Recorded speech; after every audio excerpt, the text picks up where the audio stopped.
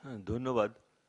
তো আমাকে এখানে মানে শুধু যে আমন্ত্রণ জানিয়েছেন তা না, আমাকে আসলে ল্যাবেড হাসপাতাল থেকে আমাকে গিয়ে একজনকে তুলে নিয়ে এসেছেন। আমার মা খুবই অসুস্থ এবং সেজন্য আমরা সেখানে আছি। আমার মায়ের জন্য আপনারা দোয়া করবেন। আমার খুব খারাপ লাগে যখন নাকি কোনো একটা গোল টেবিল বৈঠকে এসে বসে শুধু একটা বক্তব্য রেখে চলে যাই। আমার কাছে সেটা মনে হয় যে আহ, এটা ঠিক না আসলে, যে আমার বক্তব্য এমন কিছু গুরুত্বপূর্ণ না যে সে বলে আমি চলে যাব এবং অন্যরা সেটা ব্যবহার করবে, তাই না? কাজে আজকে আমাকে একটু ক্ষমা করতে হবে, কারণ আমাকে আবার এক্ষুনি হাসপাতালে ফিরে যেতে হবে। তো আমার মা, আমি জানি না, আপনারা দোয়া করবেন তার জন্য। কিন্তু অন্তত পক্ষে আমার মা একটা যুদ্ধাপরাধীর বিচার এবং রায়টা কার্যকর করে দেখে গিয়েছেন, তাই তো? আমার কাছে এটা খুব গুরুত্বপূর্ণ।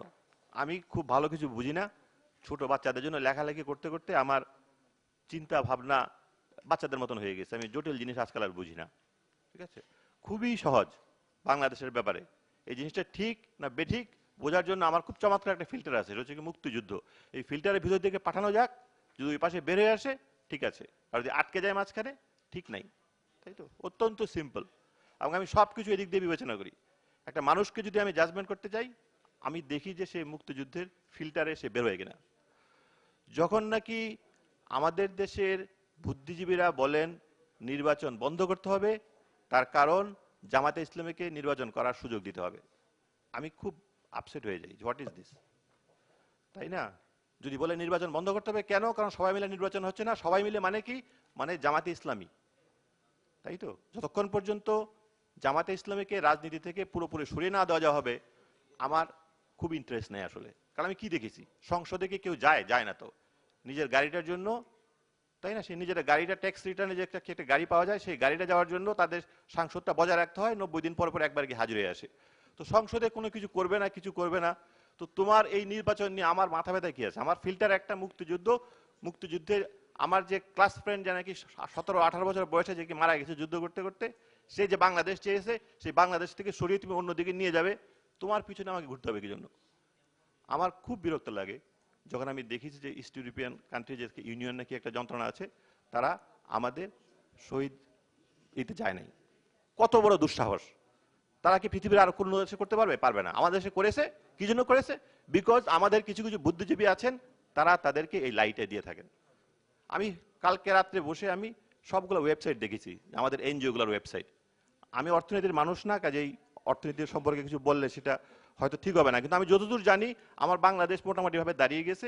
বিদেশি দাতাদের সাহায্যে চলতে হয় না। এখন বিদেশি দাতারা কাদেরকে সাহায্য করে? আমাদের এনজিওগুলোকে সাহায্য করে। সেই এনজিওরা বসে একটা মিটিং করে বলেছে যে নির্বাচন করা যাবে না। ওরা কিন্তু সাথে সাথে এটা বলে নাই যে সহিংসতার আগে বন্ধ করো, তারপরে তোমার সাথে কথা বলবো। Plain and simple.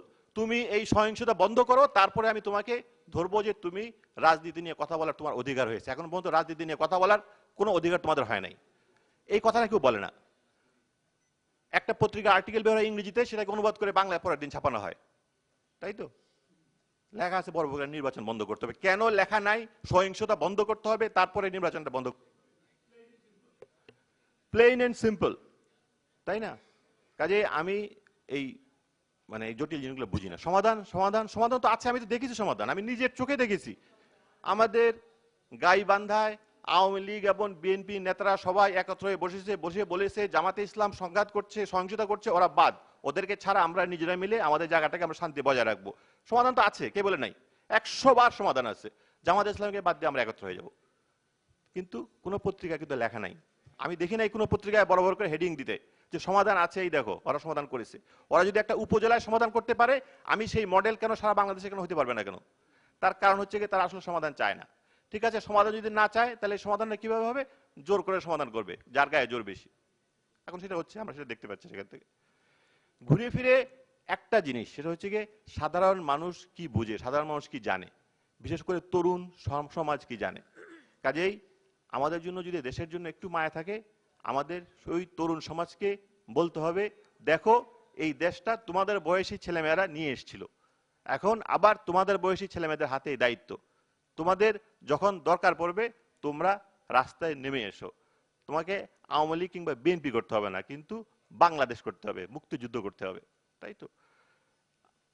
আপনি ইয়েতে যান, এই ওয়েবসাইটে যান, আমার ফেসবুকও নাই, আমার কিছু নাই, আমি জানি না, কিন্তু আমি জানি সেইখানে তুলকালাম কাণ্ড হয়ে চলতেছে, একটা ইয়াং জেনারেশন করে যাচ্ছে।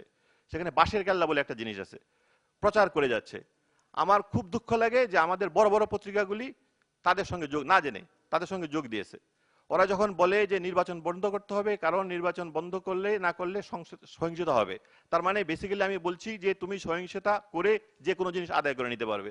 একটা নীতিগত ব্যাপার আছে, একটা নৈতিক ব্যাপার আছে। সেই নৈতিক এই অবস্থানটা নিচ্ছে আমাদের দেশে বড় বড় পত্রিকাগুলি। What is this? এটা কেমন করে হতে পারে? তারা কি বাংলাদেশের মানুষ না? তাদের কি মুক্তিযোদ্ধাদের জন্য তাদের কোনো মানে ফিলিং নাই? ওরা কি এইটাই করেছিল? Plain and simple. আমাদের দেশের যখন নাকি সুশীল বুদ্ধি সমাজ বলে, আমার লজ্জা লাগে যে আমি কি তার ভিতরে পড়ে গেলাম কিনা। আমি সুশীল বুদ্ধি সমাজ আমি হতে চাই না, যে সুশীল বুদ্ধি সমাজ আমাদের দেশের মানুষকে বিভ্রান্ত করে।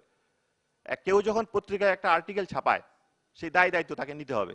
কাজে এই বড় বড় সম্পাদক, তাদের সঙ্গে আমার পার্সোনালি যোগাযোগ আছে, তাদের সঙ্গে আমার দেখা হচ্ছে না। দেখা হলে আমি তাদেরকে জিজ্ঞেস করতাম, হোয়াট ইজ দিস? আপনাদেরকে কে দায়িত্ব দিয়েছে এই ধরনের জিনিসগুলি ছাপানোর জন্য? তাই না? যখন নাকি একজন মানুষকে মারে, আমার জিজ্ঞেস করতে হবে যে এই যে মানুষটাকে মারলে এটা কি জন্য মেরেছো? এটা কি নির্বাচন বন্ধ করার জন্য মেরেছো, না যুদ্ধাপরাধীদের জন্য বাঁচানোর জন্য মেরেছো? পরিষ্কার করে বলো যে এটা মারলাম নির্বাচন বন্ধ করার জন্য, আর এটা মারলাম যুদ্ধাপরাধী বন্ধ করার জন্য। তাই না? দুটো একসঙ্গে লাগিয়ে দিয়েছে। এখন কোনটা যুদ্ধ অপরাধীর বিচার আর কোনটা নির্বাচন বন্ধ আমি জানি না। যদি যুদ্ধাপরাধীদের বিচারটাকে রক্ষা করার জন্য হয়, আমার কোনো মায়া নাই। আর নির্বাচন বন্ধ করার জন্য যদি হয়, তোমার কোনো রাইট নাই একটা মানুষকে দিয়ে তুমি জিনিসটা আদায় করবে। কাজেই সমাধান আছে। গাইবান্ধার আওয়ামী লীগ এবং বিএনপি দেখিয়েছে সমাধানটা হচ্ছে জামাতে ইসলামকে পরিত্যাগ করো, আমরা একত্র হব, কারণ আমরা মানুষের জন্য রাজনীতি করি। আর যারা নাকি সিদ্ধান্তগুলি নেয়, তারা কিভাবে নেয় আমি জানি না। তা আমাদের, আপনারা হয়তো জানেন বাইরের থেকে কি ধরনের চাপ আছে। আমাদের কেরি সাহেব উনি ফোন করে কি বলেন আমরা সেটা জানি না। কাজেই ওই জিনিসগুলো আমাদের অজ্ঞাত। শুধু একটা জিনিস আমি দেখেছি যে আমার স্মৃতিসৌধে ওই সাদা চামড়ার লোকজনরা যান নাই। আমার কাছে কানাডিয়ান হাই কমিশনারের একজন লোক এসেছিল অনেকদিন আগে সিলেটে দেখা করতে। এসে আমাকে জিজ্ঞেস করছে যে যুদ্ধাপরাধীর বিচার সম্পর্কে কি ধারণা? এটা তো একটা রাজনৈতিক ব্যাপার, তাই না? আমি বললাম যে কেন? কারণ যুদ্ধাপরাধীর বিচারে যাদেরকে বিচার করা হচ্ছে তাদের ভিতরে বিএনপির কিছু লোক আছে, জামাত ইসলামের লোক আছে, কিন্তু আওয়ামী লীগের কোনো লোক নাই। তাকে আমি কি বলবো? সে যদি এইটুকু না জানে যে 1971 সালে আওয়ামী লীগের নেতৃত্বে স্বাধীনতা যুদ্ধ হয়েছিল এবং সেখানে আওয়ামী লীগের যুদ্ধ অপরাধ করার মতন কোনো স্কোপ ছিল না, তো সে যদি আমাদের দেশে এসে আমাদেরকে বুদ্ধিজীবীদেরকে নানা রকম উপদেশ দেয়, তার কাছে আমি কি শুনবো? কাজেই আমার মনে হয় যে আমাদের নিজের পায়ে দাঁড়াতে হবে, এই বিদেশি এবং সাদা চামড়ার থেকে বেরিয়ে আসতে হবে। তারা কি বুঝে আমি জানি না, আমাদেরকে কিভাবে চালায় আমি জানি না। আমাদের দেশে একটা বিশাল একটা ইয়াং জেনারেশন আছে, উই আর ভেরি লাকি। ওই ইয়াং জেনারেশনটা মুক্তিযুদ্ধের কথা জেনেছে। আমি দোয়া করি তারা যেন সুশীল বুদ্ধি সমাজ না হয়ে তারা যেন ইয়াং জেনারেশনের থেকে যায়। আমি ধন্যবাদ বারাকাত ভাই, আমি সরি আমি তোকে বেশি সময় নিয়ে নিলাম। আমার মানে খুব আমি একটু ডিস্টার্ব আমি সবকিছু মিলিয়ে, সেজন্য আপনারা আমাদেরকে ক্ষমা করবেন আমার এই বক্তব্যের জন্য।